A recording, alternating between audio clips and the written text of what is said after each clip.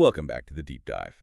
Today, we are opening a file that, I have to be honest with you, it actually made me kind of angry while I was reading it. Angry. Yeah. That's a strong reaction for behavioral economics. Usually, people just get confused. No, this one genuinely got under my skin Yeah. because it made me realize I am completely inconsistent. And I mean, not just me, all of us. It really challenges this core idea that we actually know what we want or that we have some kind of, solid moral compass that always points north. Well, it's a set of concepts that tends to do that. We really like to think of ourselves as reliable, rational agents. If I tell you I prefer chocolate to vanilla on Tuesday, I should probably prefer chocolate to vanilla on Wednesday. Right. It should be stable. And if I think a certain crime deserves 10 years in prison, I shouldn't change my mind 5 minutes later just because I heard a sadder story about a completely different crime. That is the assumption of rationality. It is, well, it's the bedrock of standard economics. It's how we build laws. It's how we build markets. And today, we are going to take a sledgehammer to that bedrock. We are talking about preference reversals. And we're pulling from some really heavy research on decision-making, looking at work from the legends like Daniel Kahneman, but also from Miller and McFarland, and some economists who tried and failed to prove the psychologists wrong. It's a fascinating history of academic warfare, actually, a real intellectual battle. We will get to the academic boxing match later on, but I want to start exactly where the research starts, with a scenario. I want everyone listening to just clear your heads for a second. I'm going to put you in a job. Okay, I'm ready. What's my new job? You are the compensation czar. You're the person in charge of setting financial awards for victims of violent crimes. You have the checkbook. There is no grid, no calculator. It's just your judgment. Wow. That is a heavy responsibility. It is. So a file lands on your desk. It's for a man we can call Paul. Paul has lost the use of his right arm. It's a permanent disability. Okay. He can't work his old job. He can't pick up his kids with that arm. For all intents and purposes, it's gone. Tragic. Just awful. The circumstances are that Paul walked in on a robbery that was happening at a convenience store in his neighborhood. He was just an innocent bystander. Things went south, and he was shot in the shoulder. A standard, terrible, violent crime, the kind of thing you see on the news. Exactly. Now, I want you to just hold that image in your head, Paul. The arm, the robbery. Now, I'm going to give you two different versions of this story, and I want you and everyone listening to decide how much money Paul gets. Okay. Lay it on me. What is scenario A? Scenario A.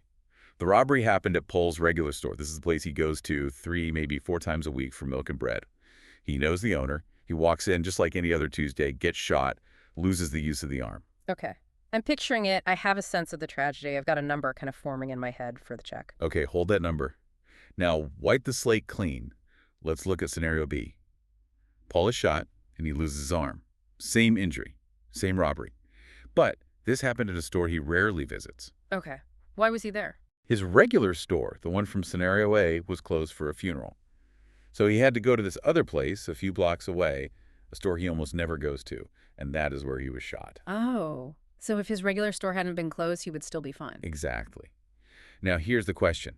Should the location of the store change the amount of money you write on that check? Well, if I'm looking at both of these stories right now, side by side, my logical brain is just screaming no. Right. I mean, think it through. The arm is gone in both versions. The pain is the same. The medical bills are identical. The inability to work is the same. Why on earth should the store matter? It shouldn't. And that is the correct answer, logically speaking. When you are in what we call joint evaluation, meaning you're looking at the two options side by side like we are now, almost everyone agrees. The compensation should be identical. Location is irrelevant to the damage suffered. It's a moral principle. And here's where the anger started creeping in for me. Yeah. That's not what happens when you don't show people both stories, is it? No, it is not. This comes from a study by Dale Miller and Kathy McFarland. They didn't show everyone both versions. They split the participants into two groups. This is called single evaluation, or what I like to call blinders mode. So Group A just hears about the regular store, and Group B just hears about the rare store. Exactly. They have no comparison. They just have the one story in front of them. Right. What you see is all there is. And when they asked Group B, the people who got the rare store story to set the compensation, they awarded significantly more money. Wait, hold on. Let's really pin this down. The guy who was at the wrong place at the wrong time Gets a bigger check than the guy at the regular place. A much bigger check, yes. That feels insane. If I'm the victim in scenario A and I find out scenario B got paid, say, $50,000 more just because his usual store was closed for a funeral, I'm rioting. I'm Right. suing the government. And you would be right to be upset. But this is the fundamental crack in our human operating system. In blinders mode, in single evaluation, we don't process justice or logic in the same way. We process feelings. So why? Why does the rare store guy get more cash? What is the brain actually doing there? It comes down to a concept called poignancy. Poignancy. It sounds like something from a poetry class, not a legal proceeding. It's very literary, actually. Poignancy is a close cousin of regret. It's driven by what's called counterfactual thinking. When you hear the story about the regular store, it's tragic, but it feels kind of normal. It's terrible luck, but it's standard terrible luck. It's just life. You went to the store, something awful happened. Terrible but linear. Exactly. But when you hear the story about the rare store, specifically because he was only there because his regular store was closed, what is the first thing your brain does? It immediately rewrites the script. It says, man, if only the regular store had been open. Bingo, if only, the Yeah. counterfactual. Your brain instantly creates this little movie in your head where he doesn't get shot. It is so easy to imagine the alternative reality where he's safe. And because it's so close to not happening, the tragedy feels sharper. It stings more. So because the story is sadder, because it has this little ironic, tragic twist, I feel more sympathy. Yes. And here is where the lazy intern in your brain takes over. This is System 1 in action. Okay, we talk about System 1 all the time on here. That's the fast, automatic, emotional part of the brain, the gut feeling. Right. And System 1 is fundamentally lazy. When you ask it a really hard question, like, what is the precise monetary value of a human arm? System 1 just panics. It doesn't know. That's a hard calculation. So it performs a clever little trick called substitution. It swaps the hard question for an easier one. Precisely. Instead of answering, what is the arm worth? It answers a much easier question. How badly does this story make me feel? So my brain goes, wow, this rare story makes me feel a really sharp pang of a regret. That feels like a, I don't know, level 9 sadness. So I will write a level 9 check. That's a perfect way to put it. Psychologists call it intensity matching. You match the intensity of your emotion to the scale of the dollars. Since the rare story generates more intense emotion due to that powerful if only feeling, the dollar amount goes up. But the injury is the same. The outcome is identical. System 1 doesn't care about the injury. It cares about the story. It responds to the narrative. This is terrifying because we almost always live our lives in blinders mode. We don't walk around with a control group for our daily experiences. That is the crux of the problem. We live by the principle of W.I. Sayati. What you see is all there is. When you are in a jury box, or you're reading a news article or making a donation, you are usually only seeing one scenario. You don't have the alternative comparison that would anchor you to logic. So we have these high-minded principles that we believe in, like justice is blind and treat equal cases equally. But those principles only seem to kick in when we're in joint evaluation. When we can see the whole picture. Right. When we're in blinders mode, we're just these emotional creatures matching dollars to tears. And that very inconsistency is what drives economists crazy. Well, I can only imagine. Because traditional economics is built on the idea that we are these cold, calculating machines, right? The rational agent. The econ. In traditional economic theory, a rational agent has consistent preferences. If you prefer apples to oranges, you shouldn't suddenly prefer oranges just because I put them in a different bowl or described them differently. But this robbery study shows we are all over the place. Our preferences flip completely based on the framing. And that is why, back in the 1970s, a kind of war broke out between psychology and economics. I love a good academic feud. This wasn't just a polite disagreement in a journal, was it? No. It started with two psychologists, Sarah Lichtenstein and Paul Slovic. They published data that basically said, hey, economists, your entire model of human behavior is fundamentally broken. Them's fighting words. They used a very specific and brilliant experiment called the betting game. And this is the second pillar of our deep dive today. This experiment is, in some ways, even more mind-bending than the robbery one because it involves cold, hard cash, and logic. Okay, let's play. I want you, the listener, to really try to make this choice with us. I'm going to offer you two bets. We can call them bet A and bet B. Perfect. So here is bet A. We'll call this the high-risk, high-reward bet. You have an 11 out of 36 chance to win $160. But, and this is a big but, you have a 25 out of 36 chance to lose $15. Okay, let's just pause and process that. 11 out of 36. That's a little less than a 1 in 3 chance to win, so most of the time, more than 2/3 of the time, you're going to lose. You lose 15 bucks. But if you hit it, you win big, $160. Right. It's a classic swing for the fences. Now here is bet B, the safe bet. You have a 35 out of 36 chance to win $40 and only a tiny 1 out of 36 chance to lose $10. Okay, so 35 out of 36 is basically a sure thing. It's what? Over a 97% chance of winning. You're almost guaranteed to walk away with 40 bucks. So step one of the experiment. I put these two bets in front of you. You can only pick one to play. Which one do you take? I'm taking B. I'm taking the safe bet, no question. Really? You don't want to gamble for the big $160? No way. In bet A, I lose most of the time. I hate losing. The pain of losing $15 is very real. In bet B, I win almost every single time. I'll take my guaranteed $40 and buy us lunch. And you are with the vast majority of people. Most people, when asked to choose between the two, pick the safe bet, bet B. They're risk averse. They want the win. Makes perfect sense. But now we move to step two. Yeah. And this is where the trap snaps shut. This is the pricing task. Now, logic, that rational agent logic, Yeah. says that if you chose bet B a minute ago, you must think it's better, right? It's more valuable to you. Therefore, you should put a higher price tag on it. Of course. If you prefer the apple must cost more than the orange. That is the definition of consistency. But that is not what happened. No, it is the exact opposite, a complete reversal. The preference reversal. People consistently set a higher selling price for bet A, the risky bet they just rejected, than for bet B, the safe bet they actually wanted to play. I just want everyone listening to sit with that for a second. You would choose to play B, but you say A is worth more money. It's completely absurd. It's like saying, I would rather have a Toyota than a Ferrari, but I think the Ferrari is worth more, so please give me the Toyota. It makes no sense. It breaks the most basic laws of logic. So what on earth is going on here? Is it that lazy intern, system one again? It is, but the intern is being distracted by different things in different contexts. The frame changes everything. Okay, break it down for me. Why the switch? When you have to choose between the bets, you are in comparison mode. That's joint evaluation. You look at A and B side by side. And what's the most salient feature? The risk. See, 25-36 chance to lose versus a 35-36 chance to win.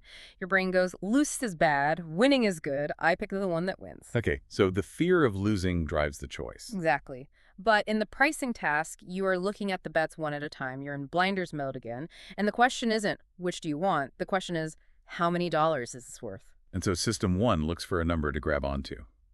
An anchor. A compatible anchor. In bet A, there is a big shiny number, $160. That is the potential prize. Because the question is about dollars and the prize is in dollars, your brain just locks onto that $160. They're on the same scale. Exactly, the compatibility effect. Yeah. That $160 acts as a powerful magnet for your valuation. You might start there and adjust down a bit for the risk. Maybe you price it at $80 or $90. But in bet B, the prize is only $40. So even if you love bet B, you can't logically price it higher than its maximum payout. So the focus just completely shifts. When choosing, we focus on the probability of winning versus losing. But when we're pricing, we focus on how much we can win. And that simple shift in focus causes us to completely contradict ourselves. Now, you mentioned the economists hated this. Hated it. Two economists in particular, David Grether and Charles Plott, they were, heavy hitters at Caltech. They read this paper by the psychologists and essentially said, this is garbage. I'm guessing they said it a bit more formally than that. Not by much. They published a paper in the American Economic Review, which is like the absolute top journal in economics, and their introduction was basically a call to arms. They said, this data is impossible. The psychologists must have messed up the experiment. The subjects were probably bored or confused, or the money wasn't real enough to make them think. So they basically accused the participants of just being dumb or not paying attention. Or unmotivated. So Grether and Plott designed what they thought was the perfect experiment. And they were very explicit about their goal. They wanted to discredit the psychologists. They wanted to make this irrationality disappear. Designed to discredit. You don't see that in a paper's methods section very often. They had a list of 13 different theories for why the results were wrong. Maybe they didn't understand the math. Maybe they were just clicking buttons randomly. They controlled for everything. They used real money. They explained the odds until the participants were bored to tears. They closed every conceivable loophole. And the drum roll, please. What happened? The psychologists were right. Ouch. That's gotta hurt. Grether and Plot found the exact same preference reversal. People chose the safe bet, but they priced the risky bet higher, even when there was real cash on the line, even when they were smart, motivated students who understood probability. That has to be a major humble pie moment. To their absolute credit, Grether and Plot published the findings. They wrote a conclusion that basically said, well, we tried our best to kill this theory, and we failed. The standard theory of choice is wrong. Did it change economics overnight? No, not at all. As Kahneman says in the reading, theories are like castles. One cracked brick doesn't make the whole thing fall down. Economics is a stubborn field. But it opened the door. It was the crack that eventually let behavioral economics and people like Richard Thaler and Kahneman walk right through and eventually take over the field. So we've established that we're bad at compensating victims and we're bad at gambling. But it gets even simpler than that. It turns out we can't even judge really simple things like how tall someone is without getting confused by categories. Yes. The evaluability hypothesis. Huh. This is so important because it explains why we make terrible purchase decisions all the time. Let's do another little pop quiz. I want to test your system one. Go for it. I have a friend named John. He is 6 years old. He is 5 feet tall. What is your immediate gut reaction to John? He's a giant. He's absolutely huge. The NBA should be scouting him for the 2038 draft. Okay, now I have another friend named Jim. He is 16 years old. He's a 5'1". What's Yeah. your reaction to Jim? He's very short for his age. Okay, so in your head, John is very tall. Jim is very short. Correct. That's the immediate label. But if I ask you a simple, factual question, is John taller than Jim? Well, no, of course not. Jim is 5'1", John is 5'0". Jim is technically an inch taller. But notice the friction there. Your brain has already labeled John as big and Jim as small because you are instinctively comparing them to their categories, the category of 6-year-olds and the category of 16-year-olds. Right. And within their categories, those labels are accurate. But when we put them side by side, in joint evaluation, the category fades into the background and the physical reality takes over. This is the apples and oranges problem again. Or actually, the source material calls it the apples and steaks problem, which is even better. Explain that distinction. If I ask you, do you like apples or peaches better? Hey, you can answer that easily. They're in the same category, fruit. You probably have a preference. Peaches, definitely. Not even close. Right. But if I ask, do you like apples or steak better? That's a weird question. I mean, Yeah. am I hungry for dinner? Is it a snack? What time of day is it? Exactly. They are in different categories with different purposes. In blinders mode, in single evaluation, you can say, I love steak and I like apples. But if I force you to choose one over the other, your decision becomes very unstable because there is no common scale of comparison. And this instability is what companies use to basically rip us off. It is. Let's talk about the dictionary experiment by Christopher C. This is the perfect example of how this idea of evaluability makes us throw money away. Okay, listener, you are back in a job. But this time you are just a shopper. You need a secondhand music dictionary. A very specific but useful purchase. You go to a used bookstore, you see Dictionary A. Here are the specs. This was published in 1993. It has 10,000 entries. And it is in, like, new condition. Shiny, perfect cover, no marks. Okay. 10,000 entries, new condition. Got it. Now imagine a different store. You walk in, you see Dictionary B. Same year, 1993. But this one has 20,000 entries.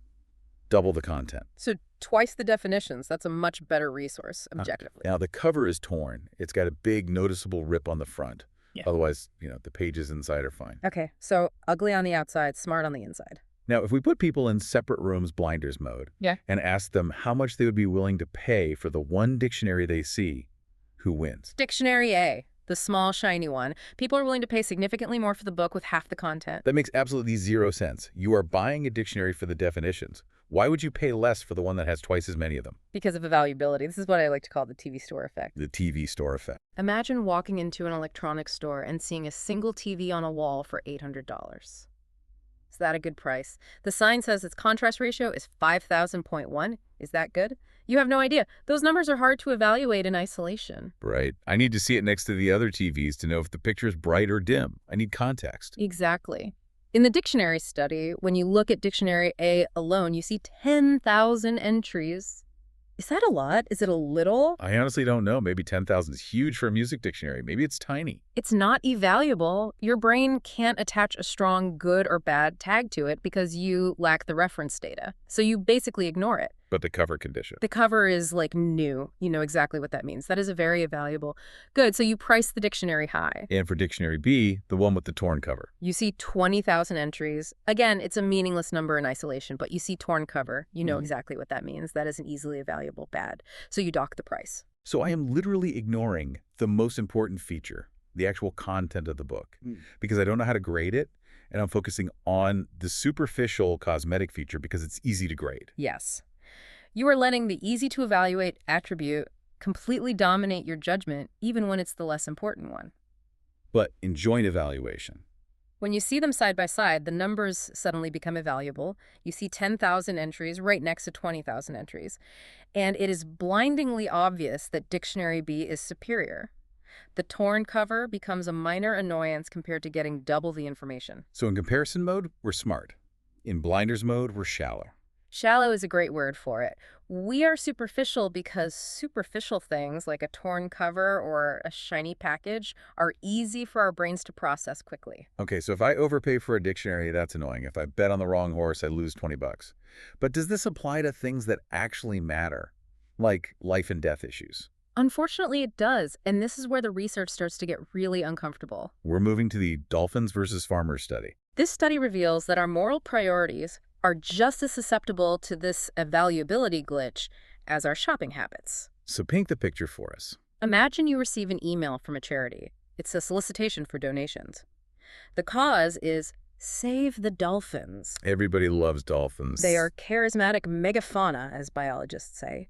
The email explains that pollution is threatening a breeding location. The money will go to buying a pollution-free zone for the dolphins to raise their young. Okay. My system one reaction. Ah, dolphins! It triggers a high emotional response. They're cute, they're smart, we have movies about them. On the scale of animals, they're top tier. A 10 out of 10. So using that intensity matching from before, I feel a warm glow, so I write a big check. A 10 out of 10 check. Right. Now imagine a different email, a different day. This one is for a fund to help farm workers. Okay. Humans. That should be important. Specifically, it's for farm workers who are exposed to the sun all day and have unusually high rates of skin cancer. The money goes to medical checkups and prevention programs. Okay. That is a serious public health issue. It is. But let's be honest about System 1's gut reaction.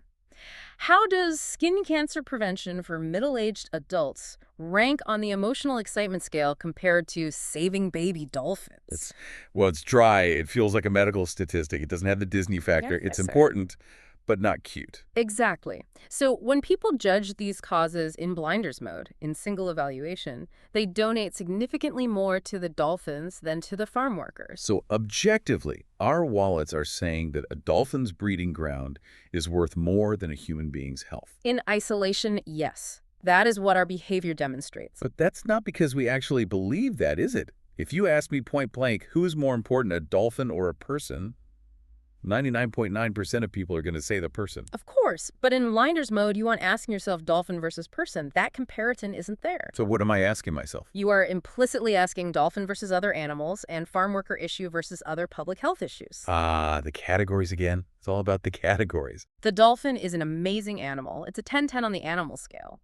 The farm worker issue, while important, is a standard public health issue.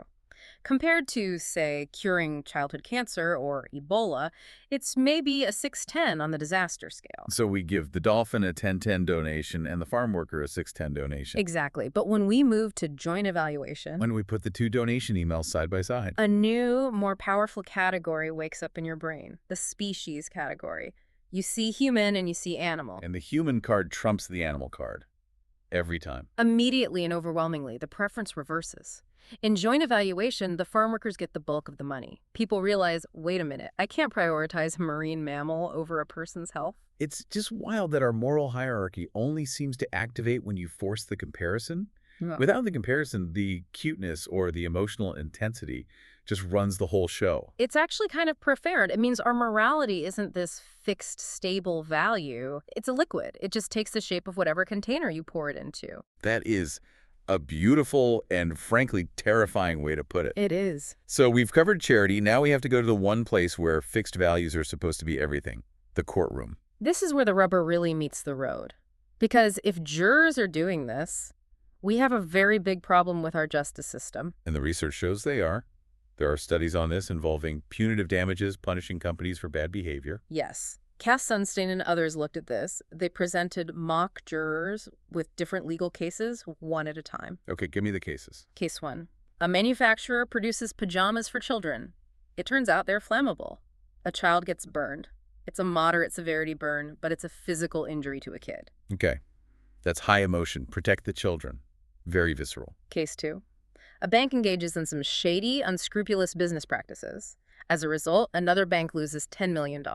Purely a financial loss. Very low emotion. It's just banks fighting over money. It's hard to feel sympathy for a bank. No, you are the juror. You have to swipe a fine punitive damages on the defendant in your case. In single evaluation, who gets the bigger fine? My gut, my moral gut, says the child. Burning a kid is morally worse than a bank losing some profit. You would think, but in single evaluation, the bank gets a much, much higher award. Why? Don't tell me it's the anchor again. It is the anchor. The bank case comes with a huge built-in number, $10 million. That is a massive number. It sets the scale for your judgment. If the damage was $10 million, the fine should be maybe $15 million or $20 million. It gives you a ballpark to play in. Exactly. But now look at the child's case. The child was burned. That is tragic. But what is the dollar value of a moderate burn on a child's arm? There isn't one. It's infinite, or it's zero. It's not a number. It's not a valuable on a dollar scale, so jurors flounder. They feel angry, but they don't have a high number to anchor their judgment on, so they might award $500,000 or $1 million, which is a lot of money, but it's tiny compared to the bank's $15 million fine. So the bank gets a bigger punishment just because the crime involved math. Yes. But you know what's coming next. Move to joint evaluation. Put both cases in front of the same jury. The jurors see the bank getting a proposed fine of $15 million and the child getting $1 million, and they just go, whoa, stop, this is wrong. The moral category kicks in. Physical harm versus financial harm. And they realize, we cannot, as a society, say that a bank's ledger is worth 15 times more than a child's safety. And the awards flip dramatically. The child's award skyrockets to beat the bank's award. This feels like justice being served. But here's the problem. Jurors are almost never in joint evaluation. Correct. The legal system is actively designed to prevent it. A judge will specifically tell a jury, you are to focus only on the facts of this case. You are not supposed to compare it to the trial that happened down the hall last week. So the system is effectively rigged to produce the incoherent, irrational result. It is. Sunstein calls this institutional incoherence.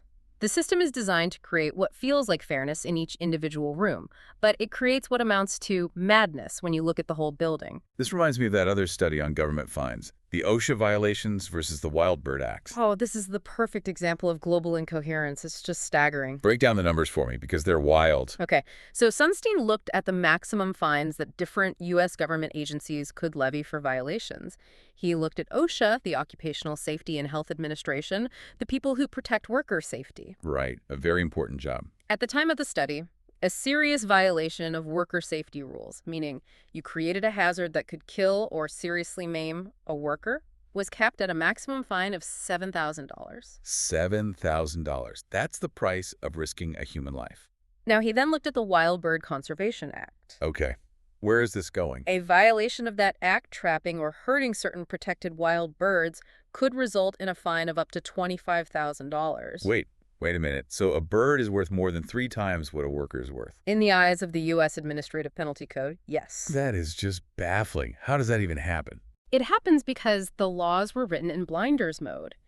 The people writing the Bird Act were in one room, thinking only about birds. They were passionate about birds, and they compared a bird safety violation to, I don't know, a parking ticket. And they said, no, this is serious, $25,000. And the OSHA people were in a totally different room, probably decades apart, dealing with different political pressures and lobbyists, sitting their own numbers in a vacuum. Exactly. No one ever put them in a joint evaluation room and asked the simple question, hey, should we value the parrot more than the coal miner? If they did, they would fix it in 5 minutes. It would be a non-controversial change. Almost certainly. But because the system is fragmented, because it lives and breathes in single evaluation, The incoherence persists for decades. This is really heavy stuff. I Hmm. mean that so much of our world, our legal system, our economy, it's all built on these fractured, isolated judgments that just don't add up to a sensible whole. It explains a lot of the hypocrisy we feel when we look at society, doesn't it? It really does. So we have a few minutes left here. I want to pivot to the so what? We aren't all judges. We aren't writing the Wild Bird Act. How does this affect the regular person listening to this deep dive right now? It affects you every single time you open your wallet or make a choice. Give me a strategy.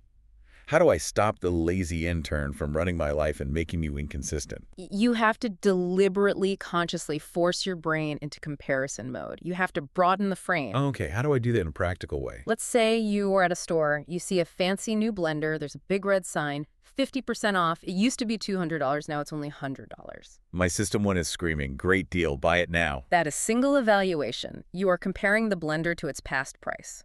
That is the only anchor you have. Okay, so what do I do? Stop. Broaden the frame. Ask yourself a different question. What else can I buy for $100? Oh, that's good. I like that. Is this blender worth 100 songs on iTunes? Is it worth a really nice dinner for two? Is it worth a new pair of shoes I actually need? Suddenly, you aren't comparing the blender to an old sticker price. You are comparing it to your actual life and other things you value. You are creating a joint evaluation between the blender and the rest of the world. Exactly. And that great deal might suddenly look like a complete waste of money. What about for the moral stuff? The charity donations? Same thing. If you feel that emotional pull, that poignancy from a sad story, ask yourself, am I reacting to the sadness of the story or the value of the outcome? You have to force the comparison. Ask, if I didn't know this specific sad story, would I still value this cause this much? Or compare it to a different category. I am about to donate $50 to this animal shelter. That's great. But before I click donate, let me just look at a human charity next to it. Do I still want to send the money here? Maybe you do, and that's fine. But make the choice with your eyes open, not with your blinders on. It sounds like a lot of work. It is work. That's why System 2 is lazy. It hates doing the work.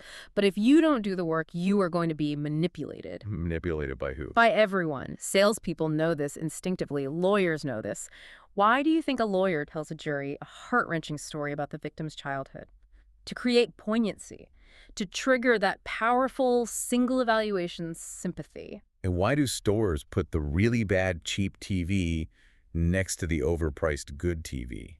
To create a controlled joint evaluation that makes the expensive one look like a steal by comparison. Exactly. They are controlling the frame for you. Your only defense is to break their frame and build your own. I love that. Break the frame. There is a quote in the research that I think just sums this all up perfectly. It's about a speech given by a politician. Oh, I remember this. It's absolutely brutal. The quote is, "You say this was an outstanding speech because you compared it to her other speeches. Compared to others, she was still inferior." Ouch. That is cold. It's mean, but it illustrates the point perfectly. In single evaluation, comparing her only to herself, she was outstanding. But in joint evaluation, comparing her to the rest of the world, she was inferior. The context completely changes the value. The context is the value. So here is the challenge for the listener this week. I want you to try and catch yourself. Catch yourself in the rare store. Catch yourself paying a premium just because of that if only feeling. Catch yourself ignoring the 20,000 entries because of a little torn cover. And when you do, ask yourself, am I looking at this with blinders on? Broaden the frame. Always try to see the whole picture. This has been a really mind-bending deep dive. I think I need to go rethink every purchase I've made in the last month. Good luck with that. It's a rabbit hole. Thanks for listening, everyone. We'll see you in the next one.